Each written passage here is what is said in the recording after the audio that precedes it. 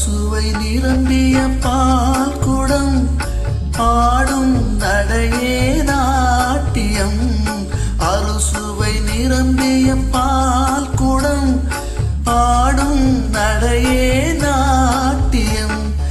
ஊடல் அவளது வாடிக்கை, ஊடல் அவளது வாடிக்கை, எல்லை தந்தேன் காணிக்கை.